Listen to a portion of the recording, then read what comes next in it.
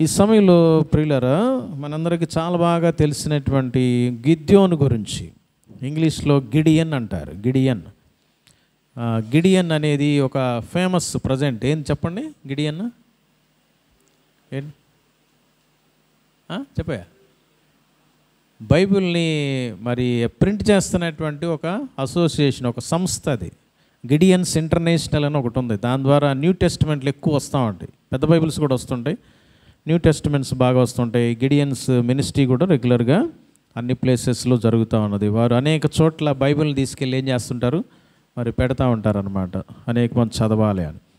కనుక మరి గిద్యోను యొక్క జీవితం ఇక్కడ కనిపిస్తుంది ప్రియులరా.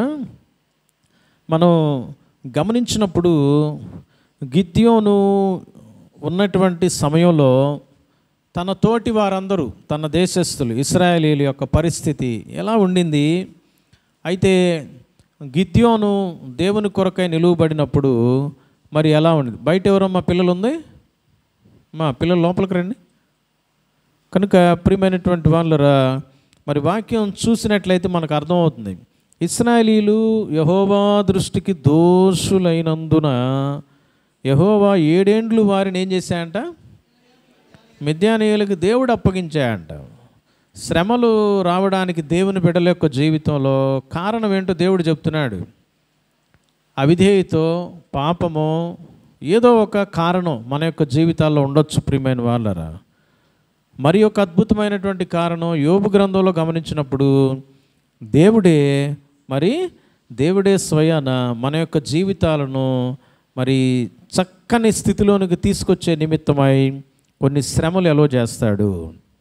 కాబట్టి ఇక్కడ మాత్రం ప్రజెంట్ కండిషన్ గమనించినప్పుడు ఇశ్రాయేలీలంట దేవుని దృష్టికి దోషులయ్యారంట, దోషాలు చేశారు, పాపాలు చేశారు. అందువల్ల దేవుడు ఏం చేశాడంటే 7 సంవత్సరాలు మిద్యానీయులకు, శత్రువులకు అప్పగించేసేసాడు. వాళ్ళ చెయ్యంట ఇశ్రాయేలీల మీద హెచ్చయిందంట. మిద్యానీయులు ఎదుట నిలవలేక కొండల్లో, వాగుల్లో, గుహల్లో, దుర్గములను తమకు సిద్ధపరచుకున్నారు. అంటే వారి నుంచి దూరం అయిపోయారు, దూరంగా ఎక్కడొక్కడ తలదాచుకుంటా ఉన్నారు తట్టుకోలేక. అంతేకాకుండా 3వ వచనంలో గమనిస్తే ఇశ్రాయేలీలు విత్తనములు విత్తిన తరువాత మిద్యానీయులను, అమాలేకులను తూర్పున నుండి వారును తమ పశువులను, గుడారమును తీసుకుని మిడతల దండంత విస్తారముగా వారి మీదకి వచ్చారంట. వారి ఎదుట దిగారంట. గాజాకు పోవునంత దూరము భూమి పంటను పాడు చేసేసారంట. ఒక గొర్రెను కానీ, ఎద్దును కానీ, గాడిదను కానీ, జీవసాధనమైన మరి దేన్ని కూడా ఇశ్రాయేలీలకు ఉండనీయలేదంట. వాళ్ళు శత్రువు ఉండనీయలా.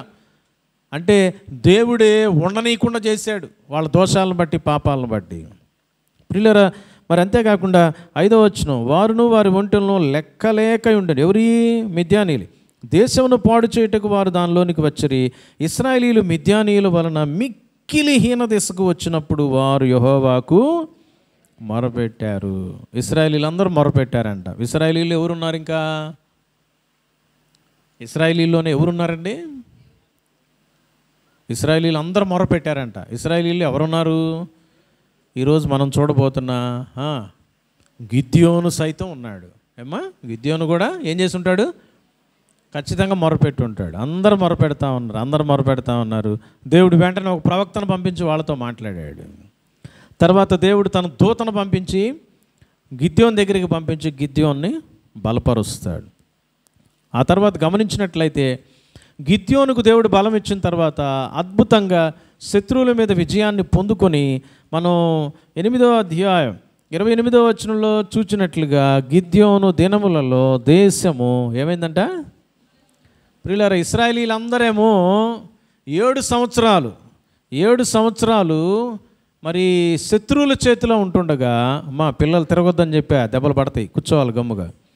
మరి గమనించినప్పుడు 7 ఏళ్ళు శ్రమకు దేవుడు అప్పగిస్తే గిద్యోను అనేటువంటి ఒక వ్యక్తి యొక్క జీవితాన్ని బట్టి ఇశ్రాయేలీలైనటువంటి జనమంతటికంటే, తమ గుంపు అంతటికీ కూడా దేవుడు 40 సంవత్సరాలు ఏం చేశాడంటండి? నెమ్మదినిచ్చాడంట, సమాధానం ఇచ్చాడంట. ఈ యొక్క మధ్యాహ్నవేళ సమయంలో ప్రియులారా, నీ జీవితంలో, నీ కుటుంబంలో, నీ వ్యక్తిగత వ్యాపారాల్లో, నీ వ్యక్తిగత ఉద్యోగాల్లో, చదువుల్లో, మరి వీటన్నిటిలో ఎక్కడైనా నెమ్మది లేదా? సమాధానం లేదా? అయితే ఈ రోజున గిద్యోను గురించి నీవు నేను ధ్యానం చేయాల్సిందే. గిద్యోను యొక్క జీవితంలోనికి చొరబడి నేర్చుకోవాల్సిందే.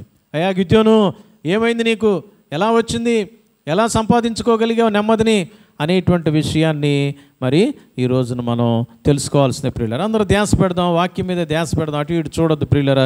గమనించినట్లయితే అందరు ఇశ్రాయేలీలాగే ఇతను కూడా జడిసి ఎక్కడున్నాడంట ప్రియులరా. మరి వాళ్ళకి దడిసి కొండల దగ్గర, వాగుల దగ్గర, గుహల దగ్గర మరి దుర్గాలను ఏర్పాటు చేసుకొని అక్కడ వాటి వెనక నక్కి ఉన్నటువంటి పరిస్థితులు ఇతను ఉన్నాడు ప్రియులరా. గోధుమలను దొళ్ళగొడతా ఉన్నాడంట. ఎక్కడున్నాడంట? గానుగ చాటున మిద్యానీయులకు మరుగై ఉన్నాడంట.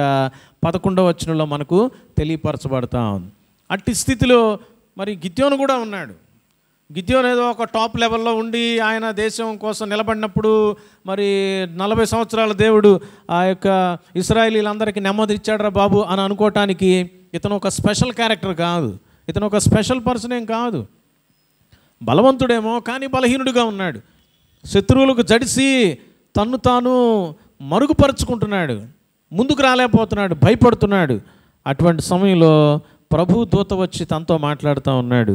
పరాక్రమం గల బలాఢ్యుడా, మరి దేవుడు నీకు తోడుగా ఉన్నాడు అని 12వ వచనంలో చెప్పినప్పుడు అతను వెంటనే అంటున్నాడు, ఏంటయా దేవుడు మాకు తోడుగా ఉండేది? దేవుడు తోడుగా ఉంటే ఈ విధంగా మేము నక్కినక్కుంటామా? ఈ విధంగా మిద్యానీయులకు భయపడి ఉంటామా? మిద్యానీయుల చేతికి ఆయనే కదా మమ్మల్ని అప్పగించింది అని ఓపెన్గా దూతతో మాట్లాడేస్తూ ఉన్నాడు. అయితే ప్రియులరా 14వ వచనంలో అంతటి యెహోవా అతని తట్టు తిరిగి బలము తెచ్చుకొని వెళ్ళి మిద్యానీయుల చేతిలో నుండి ఇశ్రాయేలీయులను రక్షింపుము, నిన్ను పంపిన వాడును నేనే అని అంటున్నాడు. అంతేకాకుండా ప్రియమైనటువంటి వాళ్ళరా, ఎట్లా నేను సహాయం చేయగలను, ఎలా వీళ్ళని రక్షించగలను? మా యొక్క గోత్రం మనష్య గోత్రమే, నాది చిన్న గోత్రమే.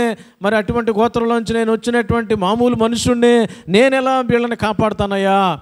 మిద్యానీయుల యొక్క పరిస్థితి భయంకరంగా ఉంది మా దేశంలో, నేను ఎట్లా కాపాడుతాను అని అన్నప్పుడు 16వ వచనంలో దేవుడు అంటున్నాడు,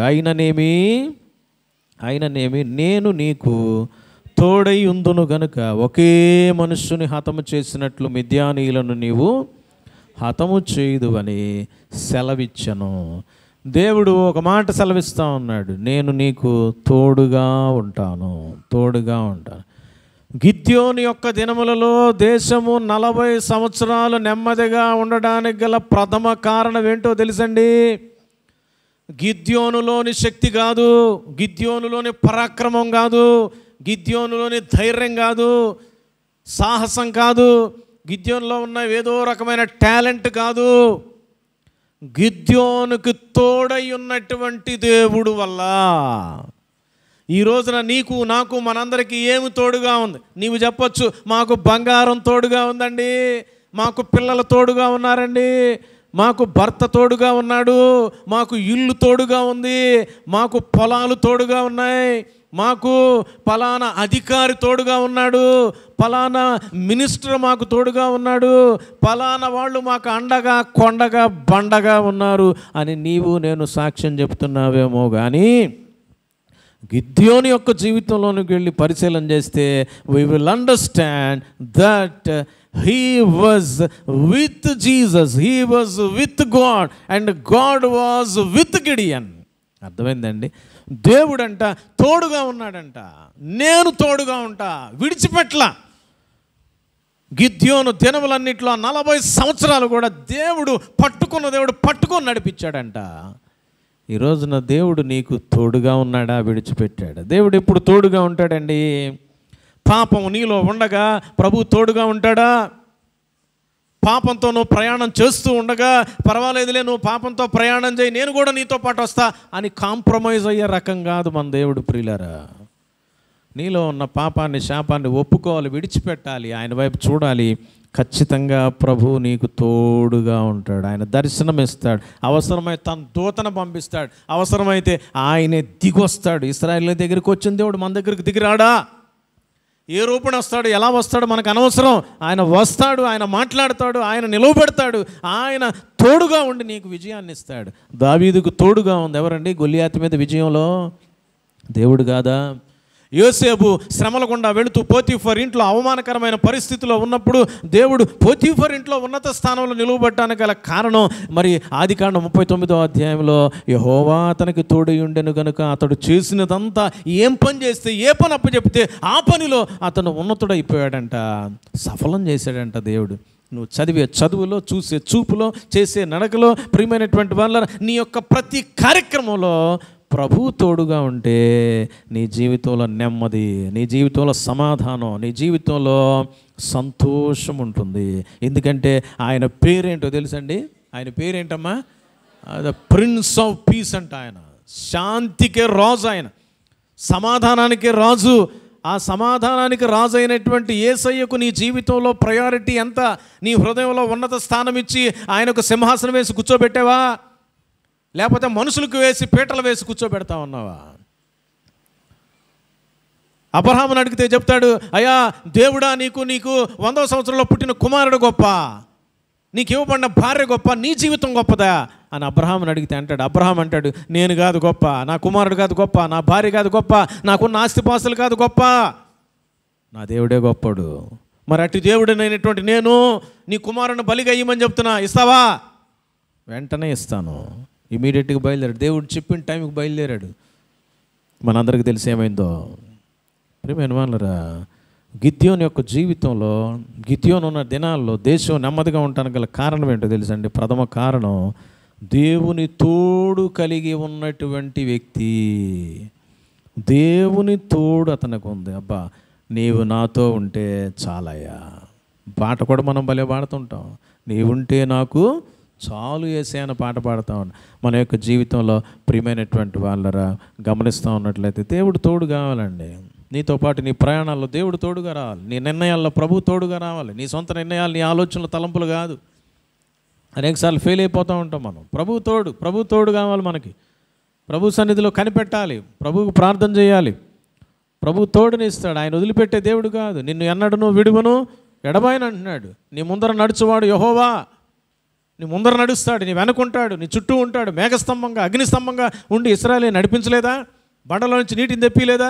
40 సంవత్సరాలు కూడా అక్కడ మరి ఇశ్రాయేలు జనాంగానికి ఏం చేశాయండి? వాళ్ళ బట్టలు మాసిపోలా, వాళ్ళు వేసుకున్న చెప్పులు అరిగిపోలేదు, వాళ్ళకి ఏ కొదువ లేకుండా ప్రభు కాపాడలేదా? దేవుని తోడు ఇంపార్టెంట్. ఈ రోజున దేవుడు తోడుగా లేడేమో, ఎక్కడన్నా మనల్ని ఆయన విడిచిపెట్టాడా? ఎక్కడన్నా ఆయన విడిచిపెట్టున్నాడేమో, అందుకే నెమ్మదలేదేమో.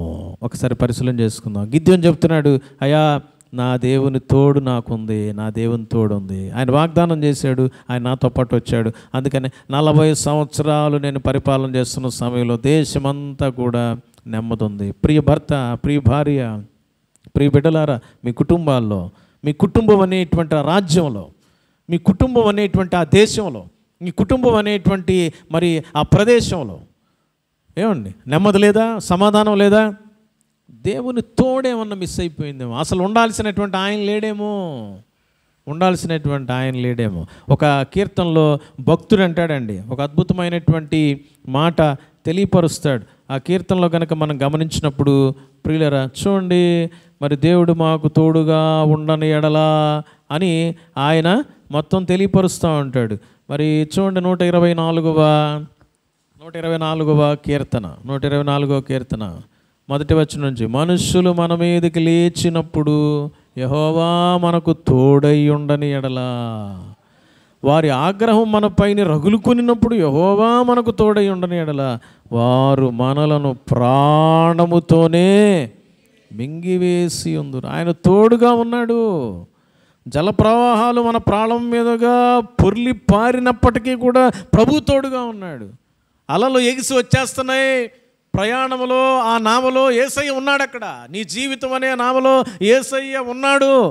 నువ్వు మునిగిపో, గుర్తుపెట్టుకో. ఆయన తోడు కావాలి. ఆయన విడిచిపెడితే డేంజర్ అండి. ఆయన విడిచిపెట్టేంతగా నీలో నాలో ఎక్కడైనా పాపాలు దాగున్నాయేమో ఈ రోజున గమనించాలి.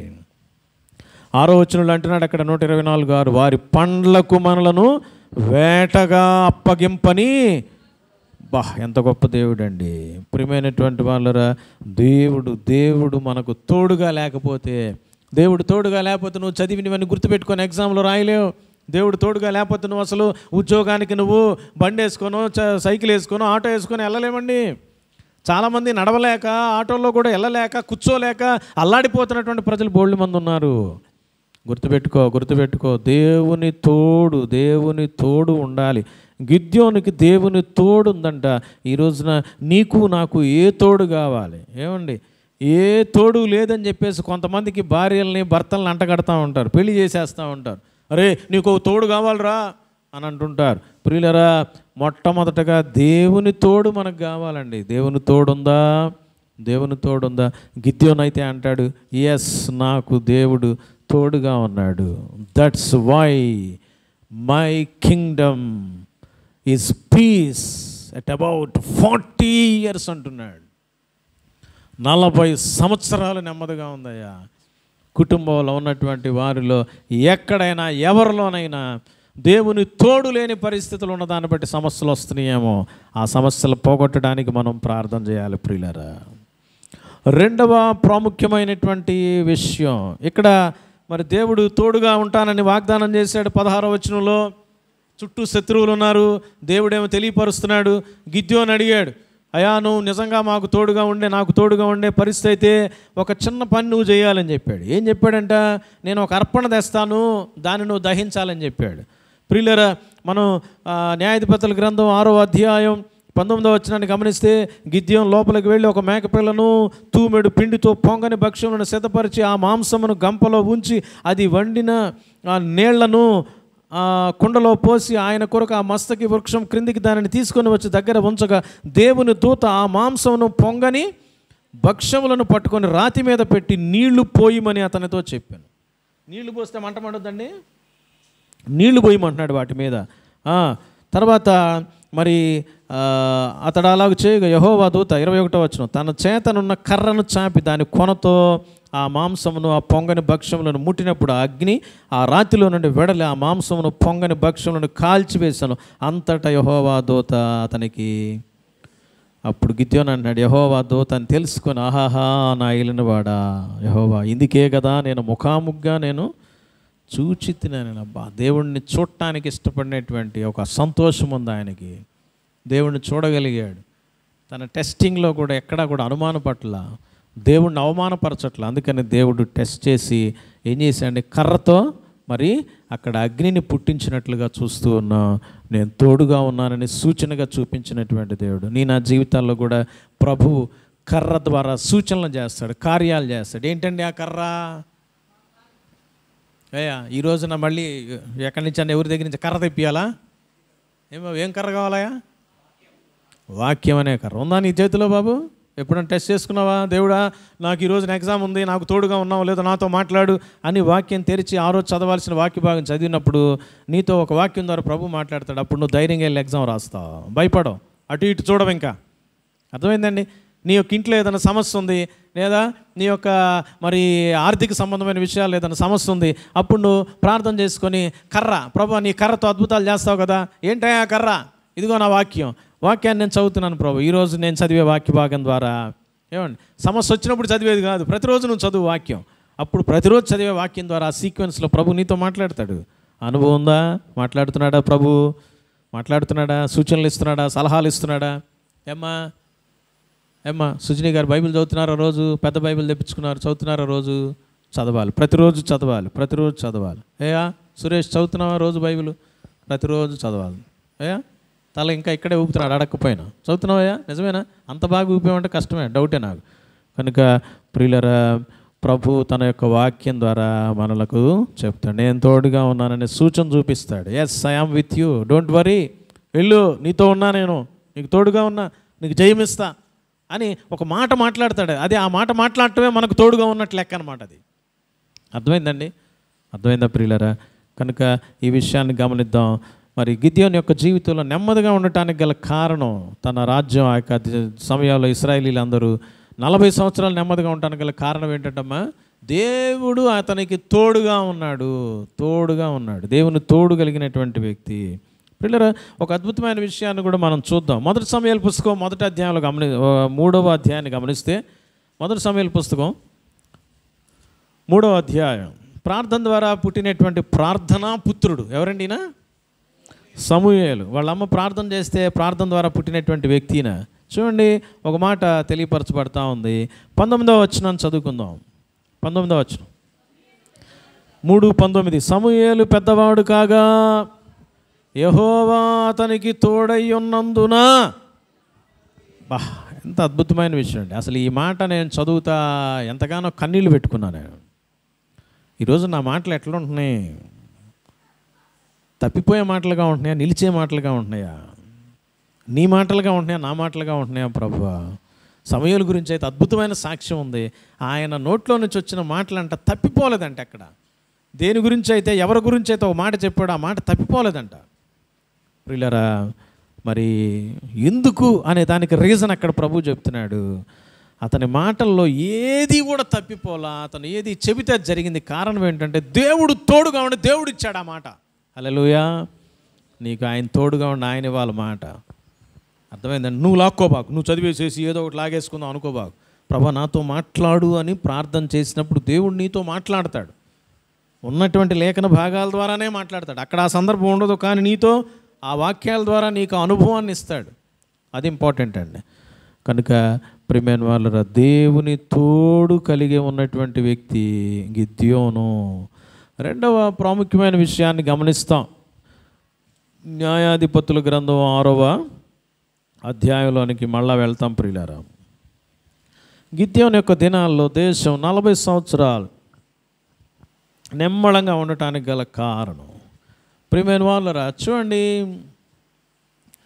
25వ వచనం నుంచి గమనించినప్పుడు, మరియు ఆ రాత్రి అందే యెహోవా నీ తండ్రి కోడెను అనగా 7 ఏండ్ల 2వ ఎద్దును తీసుకొని వచ్చి నీ తండ్రి కట్టిన బయలు యొక్క బలిపీఠమును పడగొట్టి దానికి పైగానున్న దేవతా స్తంభమును నరికివేసి తగిన ఏర్పాటుతో ఈ బండ కొనను నీ దేవుడైన యెహోవాకు బలిపీఠము కట్టి ఆ 2వ కోడను తీసుకువచ్చి నీవు నరికిన ప్రతిమ యొక్క కర్రతో దహన బలి అర్పించుమని అతనితో చెప్పెను. 27వ వచనం, కాబట్టి గిద్యోను తన పనివారిలో 10 మందిని తీసుకొని వచ్చి యెహోవా తనతో చెప్పినట్లు చేశాను. ప్రియులారా, తను మరి ఆ బలిపీఠాన్ని పడగొట్టేశాడు. అయితే అక్కడ ఒక రూల్ ఉండింది. ఎవరైతే ఆ విధమైనటువంటి ఆ బలిపీఠానికి సంబంధించినటువంటి పరిస్థితులు ఎవరైతే ఆ విధంగా చేస్తారో వాళ్ళ గురించినటువంటి విషయం ఏంటంటే వాళ్ళని మరణానికి అప్పగించేసేయాలి, పనిష్మెంట్ ఇచ్చేసేయాల్సిందే. ప్రియమైనటువంటి వాళ్ళరా, అయితే మరి గమనించినప్పుడు ఆ టైంలో అక్కడ ఉన్నటువంటి ఆ ఊరి పెద్ద ఎవరు ఆయనంటే గిద్యోను వాళ్ళ నానే. ఊరి వాళ్ళందరూ వస్తారు. రాత్రికి రాత్రే గిద్యోను 10 మంది పనులను తీసుకొని దేవుడు చెప్పినట్లుగా చేసేస్తాడు. అయితే వాళ్ళ నాన్న అందరూ వచ్చేసి పట్టుకుంటారు. అయ్యా మీ అబ్బాయి అని తేలిపోయింది మాకు, మరి మీ అబ్బాయిని మీరు పనిష్మెంట్ ఇవ్వాల్సిందే అని అడుగుతారు. ప్రియమైనటువంటి వాళ్ళరా, చూడండి ఏం జరిగిందో. 31వ వచనం, యోవాషు తనకు ఎదురుగా నిలిచిన వారందరితో, చూడండి 30 చదవండి, 30 ఇంకా బాగుంది. కాబట్టి ఆ ఊరి వారు నీ కుమారుడు బయలు యొక్క బలిపీఠమును పడగొట్టి దానికి పైగానున్న దేవతా స్తంభమును పడద్రోసెను గనుక అతడు చావవలను. అరే, మన దేవత బొమ్మని పడగొడతాడా? వాడు ఎంత తోడైనా, నువ్వు పెద్దవేమో, మా కులానికి మా గోత్రానికి ఇక్కడ పెద్దగా ఉన్నావు, కానీ కుదిరే పని లేదు. మన దేవత బలిపీఠాన్ని పడగొట్టాడు. ఎవడాడు? నీ కొడుకే. నీ కొడుకైనా కానీ చచ్చిపోవాల్సిందే అని జనాలందరూ వచ్చి డిమాండ్ పెట్టారు. ప్రియులారా, మరి ఏం చేయాలండి? ఇప్పుడు ఏం చేయాలి? యోవాషు తనకు ఎదురుగా నిలిచిన వారందరితో మీరు బయలుపక్షముగా వాదింతురా, మీరు వాని రక్షించుదురా, వాని పక్షముగా వాదించువాడు ఈ ప్రొద్దుననే చావలను. ఎవడో వాని బలిపీఠమును విరగ్గొట్టిన కనుక వాడు దేవత అయినందున తన పక్షమును తానే వాదించవచ్చును. ఒకడు తన బలపీఠమును విరగ్గొట్టినందున అతనితో బయలు వాదించుకుని నిమ్మని చెప్పి ఆ దినమున అతనికి యెరుబ్బయలను పేరు పెట్టాను. గిద్యోను చచ్చిపోయాడా?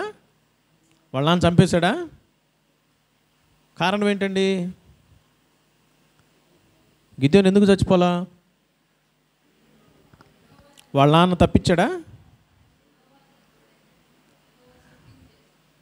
ఏమా ప్రియులారా, ఇక్కడ వాళ్ళ నాన్న ఏమన్నాడంటే, అయ్యా ఈ పని చేసింది మావాడైనా ఓకే, అయితే ఓ పని చేద్దాం, బలిపీఠాన్ని బలిపీఠం ఎవరిది? బయలుది. బలిపీఠాన్ని పడగొట్టింది ఎవడు? మా కొడుకు అంటున్నారు, బాగానే ఉంది. ఇప్పుడు బలిపీఠాన్ని పడగొట్టాడు కాబట్టి నా బలిపీఠం మీరు పడగొట్టారని బయలు దేవత పడగొట్టినోడితో వాదించుకొని వాడిని కావాలని చంపేసేయని. బదులు బయలుని తీర్చుకోమంటారా, మీరు తీరుస్తారా బదులు అని అడిగేటప్పటికల్లా వాళ్ళందరూ గమ్మైపోయారు. ఓ నిజమే కదా, బయలుదేవత తీర్చుకుంటాడు, ఇక రేపటికల్లా వీడు ఉండడు, చచ్చిపోతాడు, మా దేవత వాడిని చంపేస్తాడు అని అనుకున్నారు. కాబట్టి ఇక్కడ యుక్తిగా ఎవరు ప్రవర్తించారమ్మా? యోవాష్ అనగా వాళ్ళ నాన్న. కాబట్టి వాళ్ళ నాన్న ఇతను ఏం చేశాడు?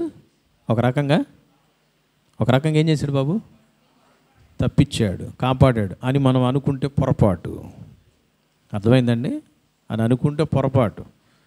ఆయన తప్పించింది ఇందాక ఆమె బిందువు చెప్పినట్లుగా ఏంటంట, అద్భుతమైనటువంటి మాట తెలియపరచబడతా ఉంది. ఏంటో తెలుసండి అది?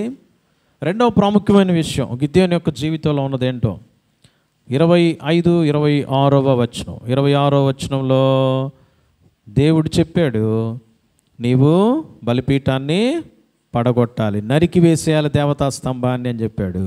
27వ వచనంలో కాబట్టి గిద్యోను తన పనివారిలో 10 మందిని తీసుకొని వచ్చి యెహోవా తనతో చెప్పినట్లు, దేవుడు నీతో చెప్పినట్లు చెయ్యి.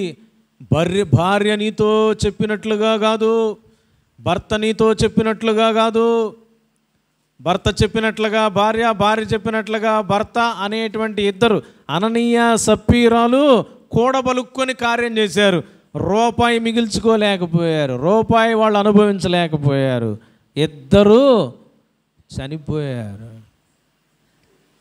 ఆకాను ఎంతో ఆలోచన చేసి దేవుని మాటను ధిక్కరించి తను ఏదో కూర్చుకుందామని తెచ్చుకొని వచ్చి ఏం చేశాడండి? బంగారాన్ని, వెండిని తన యొక్క గుడారంలో దాచిపెట్టుకున్నాడు. దేవునికి అవిధేయత చూపించి ఏమన్నా ఎంజాయ్ చేశాడయ్యా? ఒక్కరోజన్నా బయటపడిపోయింది వెంటనే. ప్రియులారా గమనించండి, చాలా అత్యద్భుతమైనటువంటి విషయం ఏంటంటే, మొదట మనం విన్నాం యెహోవా తోడుని, దేవుని తోడును కలిగి ఉన్నటువంటి వాడు గిద్యోను. రెండవది ఏంటంట, దేవుని పట్ల విధేయత కలిగినోడండి. ఆయన చెప్పాడు, ఆ విధంగా బలిపీఠానికి, ఆ దేవతా స్తంభానికి హాని చేస్తే చస్తారనే విషయం తెలుసు అతనికి. స్టిల్ ఏం చేశాడు? వెళ్ళిపోయాడు 10 మందిని తీసుకొని, రే నేనున్నాను రా, ఏదొచ్చినా నేను చూసుకుంటా అని చెప్పేసి 10 మందికి ధైర్యాన్ని నూరిపోసి దేవుడు ఎట్లా చెప్పాడో అట్లా చేసి అవతల పడేసాడండి. ఇట్టి శాసనము మీద సంతకము చేయబడినని దానియేలు తెలుసుకునినప్పటికీ తన ఇంటికి వెళ్ళి పైగది కిటికీలు యెరూషలేము తట్టు తెరవబడి ఉండగా ముమ్మారు దేవునికి ఏం చేశాడంటండి? ప్రార్థన చేశాను. శాసనం మీద సంతకం ఉందని తెలుసు, చచ్చిపోతామని తెలుసు, సింహాల గుహలో వేస్తామని తెలుసు, దేవుని పట్ల విధేయత కలిగి ఉన్నాడు. Do you have obedience in your life? నీ జీవితంలో విధేయత ఉందా బాబు? వింటున్నారా? విధేయత ఉందా? గిద్యోనుతో చెప్తే చేసి అవతల పడేశాడు అంతే. అంటే ఏమై ఉండొచ్చు? ఒకవేళ పట్టుబడితే వాళ్ళ నాన్న మరణానికి అప్పగించవచ్చు. అంటే ఏమి సిద్ధపడ్డాడు గిద్యోను? చచ్చిపోవటానికి సిద్ధపడ్డాడండి. చస్తా, దేవుడు మాట నెరవేరుస్తా. ఏం చేయాలంట? ఈ రోజున మన కమిట్మెంట్ ఏంటో తెలుసా? ప్రభువా, అవసరమైతే నీ కోసం చచ్చిపోవటానికి రెడీయే, నీ మాటను ఖచ్చితంగా చెయ్యాలా. నువ్వేదైతే నాతో మాట్లాడేవో, నువ్వేదైతే నన్ను సూచించావో, ఏదైతే చేయమంటున్నావో, ఏదైతే ఎలా అయితే జీవించమన్నావో, ఎలా బ్రతకమన్నావో, ఎలా చేయమంటున్నావో అలానే నీ కోసం చేస్తా. నీ జీవితంలో విధేయత ఉందా? ఒకవేళ నీ జీవితంలో అవిధేయత ఉందా? రాత్రంతా ప్రయాసపడ్డాం, ఒక్క చేప కూడా లేదు. ఎవడన్నా ధైర్యం దాల్చి మళ్ళీ వేస్తారా ఇవాళ? కడుక్కున్న వాళ్ళ ఏం బాబు నవీన్ చెప్పు. రాత్రంతా ప్రయాసపడ్డారు, ఒక్క చేప పళ్ళ, వలలు కడిగేసుకుంటున్నారు, అయిపోవస్తున్న పని. అప్పుడు వచ్చి ఎవరన్నా వచ్చి చెప్తే వింటామా? పేతురు అంటున్నాడు, మా వెళ్ళేవాడా రాత్రి అంతా ప్రయాసపడ్డాం, అటు ఇటు తిరుగుతున్నావు ఎందుకు నాన్న? కనుక మరి నీ మాట చొప్పున, ఎవరి మాట? అమ్మకి, నాన్నకి, అందరికి ప్రయారిటీ ఇస్తావే. సార్ మా అమ్మ చెప్పింది అందుకని చేశా, ఏమండి మా నాన్న చెప్పాడు, అదే మా ఇంట్లో మా భార్య చెప్పింది అందుకని చేశా, ఎన్నో చెప్తావే నంగి నంగి మాటలు. దేవుడు చెప్పిన మాట ప్రకారం చేస్తున్నావా? దేవుని మాట ఏమండి ప్రియులరా, దేవుడు చెప్పింది చెప్పినట్టు చేశాడే. అయ్యా బాబు వింటున్నారా? ఏం చేస్తున్నాడు? ఎవరు చెప్పినట్టు చేశాడు? విను, ఇక్కడ విను, అటు ఇటు చూస్తాం ఎందుకు? దేవుడు చెప్పినట్టు చేయాలి. చెప్పినట్టు చేస్తే విధేయత. చెప్పినట్టు చేయకపోతే, చెప్పినట్టు చేశాడా ఆదాము? చెప్పినట్టు చేశాడా ఆకాను? చెప్పినట్టు చేశాడా గేహజీ?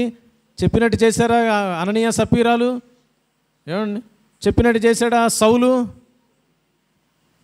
పౌలుగా మార్చబడినటువంటి సౌలు ఏం చేశాడు? మరి చెప్పినట్టు చేశాడు.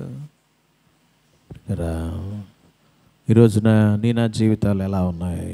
విధేయత ఉంది గిద్యోను యొక్క జీవితంలో. ప్రియులరా, చివరి విషయాన్ని చూసి మనం బలను సమీపిస్తాం. న్యాయాధిపతుల గ్రంథం 7వ అధ్యాయం 16వ వచనం. ఆ 300 మందిని 3 గుంపులుగా చేసి బోరను, వట్టి కుండను, ఆ కుండల్లో దివిటీలను ప్రతివాని చేతికిచ్చి వారితో ఇట్లా నన్ను చూచి నేను చేయనట్లు. ప్రియులరా, శత్రువుల మీదకి దేవుడు పంపించినప్పుడు దేవుడు ఒక సూచన ఇచ్చాడు, ఒక సలహా ఇచ్చాడు. అయ్యా గిద్యోను, ఇప్పుడు ఇశ్రాయేలీయులు చాలామంది ఉన్నారు, శత్రువులను కొట్టేసేయచ్చు, నా మాటను బట్టే మీరు వెళ్తారు. కానీ యుద్ధం అయిపోయి గెలిచిన తర్వాత ఇశ్రాయేలీయులు ఏమంటారంటే, మేము ఇంతమంది ఉన్నాం కాబట్టి మిద్యానీయులు ఊరకనే ఓడిచ్చేసాం అనే మాట వస్తుంది. కాబట్టి మీరు ఏం చేస్తావంటే, నువ్వు నీ దగ్గర ఉన్నటువంటి బలాఢ్యుల్లో